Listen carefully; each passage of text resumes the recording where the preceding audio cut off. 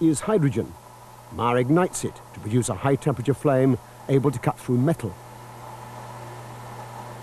Stanley Meyer has faced a lot of difficulties. He's 3 times tried to launch the device and produce press conferences, had the technical press round, but he's been almost universally slated. In the early days, very much so, they just ridiculed the whole idea. He's getting a little more notice now because some scientists are getting interested. But by and large, science is very intolerant, particularly modern science. As with Tesla, Griggs and others, Meyer's claims are so far outside the received scientific wisdom that they've been ignored by the majority of the scientific establishment. But then, Meyer has ignored them too. He has poured his energies over the last 10 years into establishing recognition for his claims by getting international patents. In the processing, there was a great deal of difficulty in trying to process the legal paperwork in such a way as to allow the patent office to fully understand what was actually occurring. In one instant, we brought the water fuel cell to Washington, D.C., and of course I had tweaked it in such a way to produce an enormous amount of hydrogen and oxygen gas, and the patent examiner said, no, it will not work based on the electrolysis process. And when we turned it on and produced an enormous amount of hydrogen and gas, the examiner finally realized that we were doing exactly that, and went out in the hallway and started screaming and hollering to everybody on the floor, put out all your cigarettes, hydrogen's in the building. So we started laughing and said, well, we certainly convinced everybody in the patent office that we can do what we said we can do. Even so, the US Patent Office dragged their feet for 3 years before granting patents on the hydrogen-producing device. Since then, against massive resistance, he's managed to get patents established throughout Europe and Japan. But the hydrogen machine was only the first step towards Meyer's ultimate dream. If he gets it right, this application of his technology would change the 21st century in the same way that the Wright brothers and Carl Benz transformed the 20th.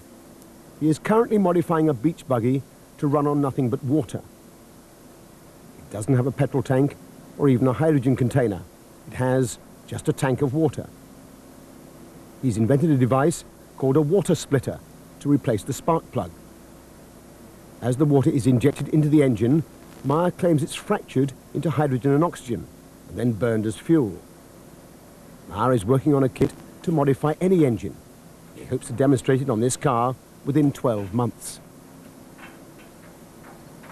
And of course, the blessing to the use of the water as a fuel source, that on combustion, the byproduct is water mist.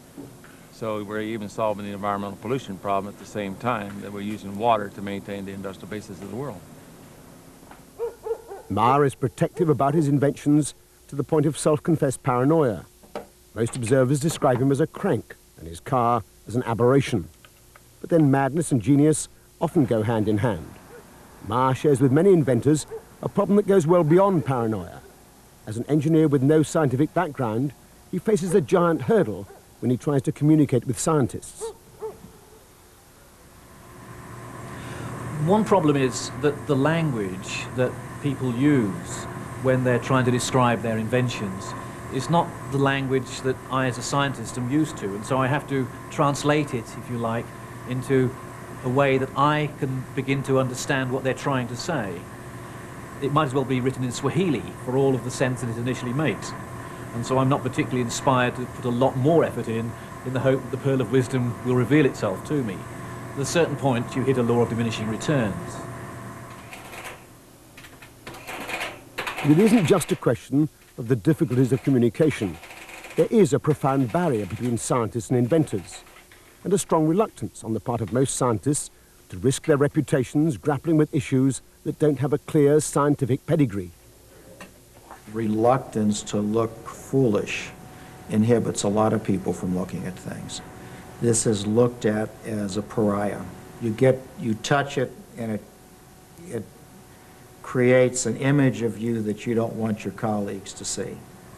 At one extreme, you might have things that are guaranteed to work, but are not very interesting if they do. And at the other extreme, things that are a real long shot, but would be revolutionary. And so you have to try and weigh the balance and decide which side is more likely to be profitable for you. Then, having made some choices, you then have to ask yourself, and how do I actually go about doing this? Do I have to apply for funds to do it? And if I do, who will I be competing with? and what is the better chance that this will be supported or that? Because at least in the big science area that I work, you can't just sort of come up with an idea on a Friday and expect to start the experiment on a Saturday. It takes many months, many years even, of preparation. But though the scientific establishment may have ignored the likes of Meyer, the powerful military-industrial complex certainly hasn't. Over the past 10 years, Meyer says he's been quietly approached by many influential organizations who would never admit publicly to their involvement with him. It is involved in deep space exploration, and it's also being developed quite highly in the military.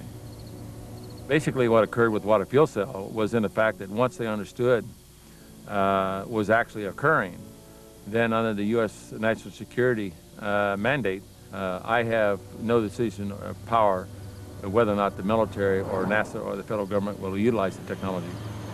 They can utilize it in any way they so desire.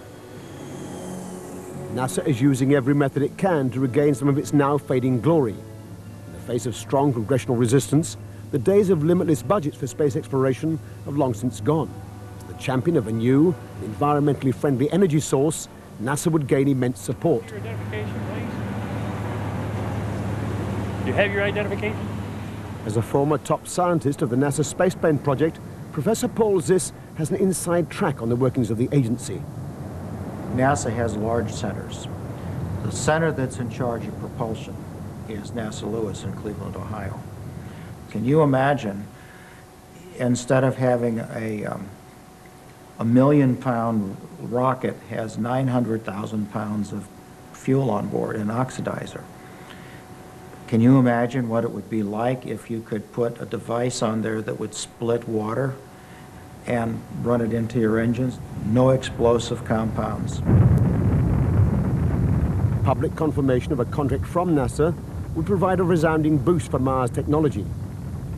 But Paul Ziss says it's only in a closed meeting that they confirm such an agreement. They're looking for new energy sources. I understand from the people that I've talked with that they have worked with Stan and tried to understand what he's done and given him a contract. I also understand with the bureaucracy in Washington and the congressional oversight as to why they would never admit it. Anyone that does that will be suspect, will be challenged, will be considered a threat.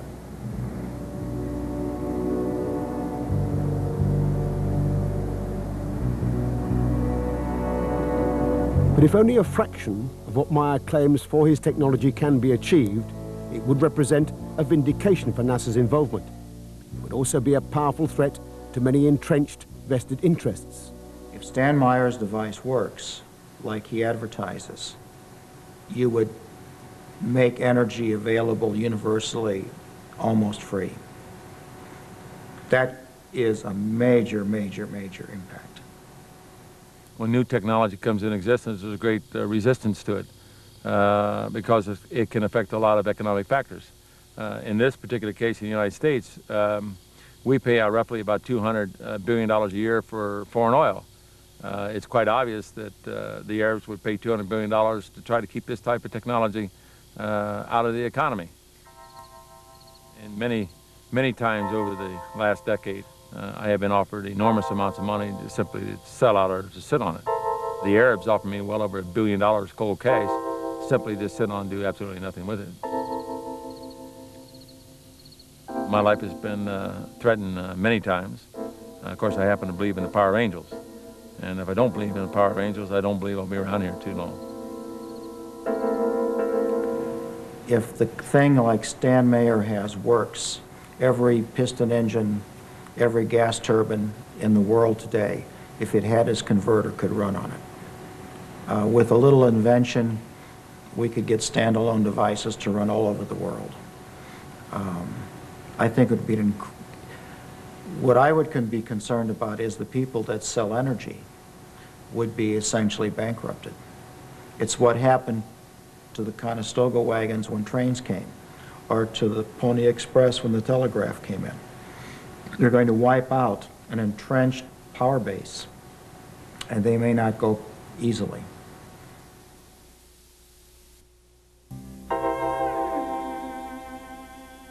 Carl Benz invented the car in his garden shed.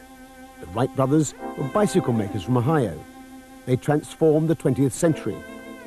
Is it possible that one of these men could do something similar? Not only transform our way of life, but split the world of physics wide open.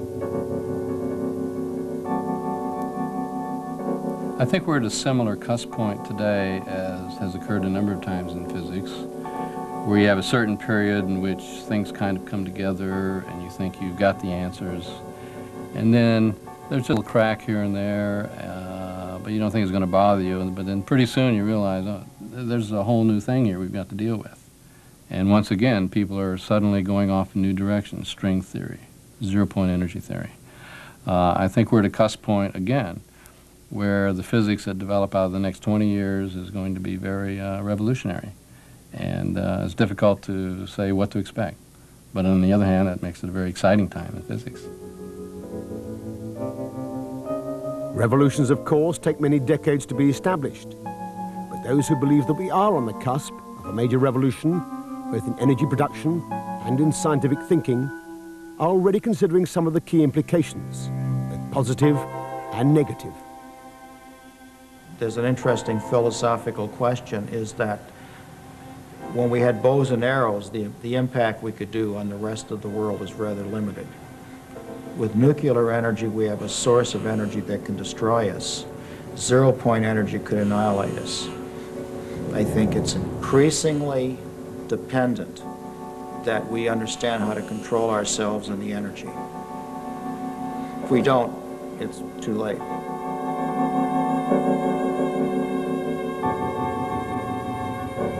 If these new and limitless energy sources are for real, this is going to change every aspect of human life. It will be the end of the fossil fuel age. No more pollution, no more smog, no more oil spills, because we won't be shipping millions of tons of oil around the world. In fact, it's hard to see any disadvantage. But I can think of one. If we have unlimited amounts of free energy, where's that going to go? Energy always degrades eventually into heat. So if we all have thousands of kilowatts to play with, the Earth may heat up and eventually become as hot as Venus.